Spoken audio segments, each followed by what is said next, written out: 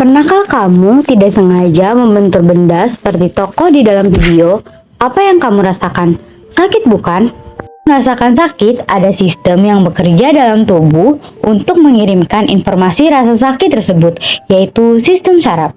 Saraf tersebut berada dalam otak manusia. Saraf berperan sebagai pusat kendali tubuh untuk menerjemahkan informasi dan mengirimkan sinyal atau pesan ke seluruh tubuh untuk merespon rangsangan. Sebelum kita mengetahui bagaimana mekanisme sistem saraf bekerja, kita harus mengenal terlebih dahulu apa itu sistem saraf.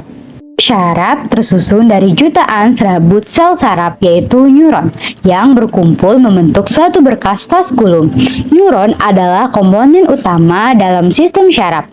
Struktur dari saraf neuron secara garis besar terdiri dari 3 bagian yang membentuk struktur saraf, yaitu badan sel atau soma. Soma adalah bagian utama dari sel saraf. Soma adalah bagian yang mengandung inti sel dan berbagai organel seperti mitokondria, retikulum endoplasma, dan ribosom. Fungsi penting dari badan sel adalah untuk memproduksi neurotransmitter, yaitu zat kimia yang mengandung neuron untuk berkomunikasi satu sama lain. Kemudian ada dendrit. Dendrit adalah serabut pendek dan bercabang yang menyebar dari soma. Fungsinya sebagai penerima sinyal dan informasi dari neuron atau sumber-sumber eksternal seperti sel sensorik dan menyalurkan informasi tersebut ke badan sel. Dendrit memiliki banyak tonjolan pendek dan bercabang yang dapat memperluas permukaan dendrit untuk menerima sinyal dan informasi dari neuron sekitarnya. Dan yang terakhir ada akson.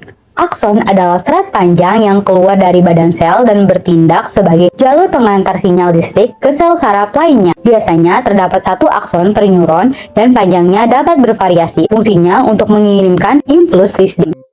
Berdasarkan polar atau ujungnya, neuron dibagi menjadi 3, yaitu ada bipolar, unipolar, dan ada multipolar.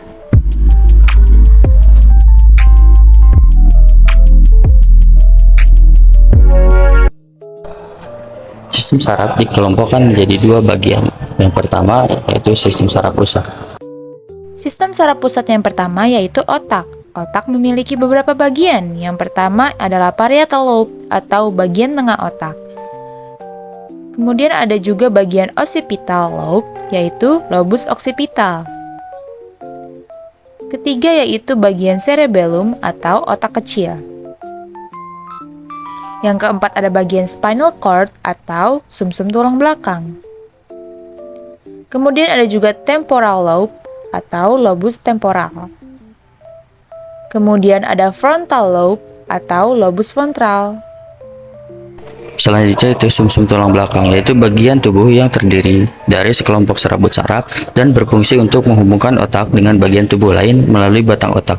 Sumsum tulang belakang berperan dalam mengirimkan sinyal dari otak ke bagian tubuh lainnya dan juga sebaliknya. Selanjutnya ada sistem saraf perifer atau tepi, yaitu bagian dari sistem saraf manusia yang terdiri dari saraf-saraf yang bercabang keluar dari sistem saraf pusat. Sistem saraf tepi berfungsi mengirimkan informasi dari otak dan sumsum tulang belakang ke seluruh organ tubuh. Cara kerjanya, sistem saraf tepi dibagi menjadi 2 bagian. Yang pertama, sistem saraf somatik. Sistem saraf somatik terdiri dari 12 pasang saraf serabut otak dan 31 pasang saraf sumsum tulang belakang. Selanjutnya itu sistem saraf otonom. Sistem saraf otonom mengendalikan kerja kelenjar atau organ dalam tubuh secara tidak sadar. Saraf otonom terbagi menjadi 2 cabang, yaitu sistem saraf simpatik dan parasimpatik.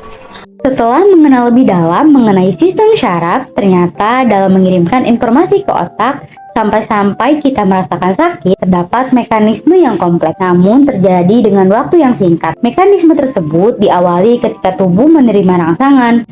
Sel reseptor akan mengirimkan arus listrik untuk diteruskan ke sel saraf sensorik. Setelah itu, sinyal pesan tersebut akan dibawa ke otak untuk diproses dan diartikan. Otak kemudian akan memerintahkan anggota gerak atau organ tubuh untuk merespons sesuai dengan pesan tersebut. Melalui proses berikutlah, kamu bisa merasakan sakit. Hebat dan sangat cepat bukan prosesnya? Sekian video animasi mengenai sistem sel saraf dari kelompok kami. Semoga dapat bermanfaat.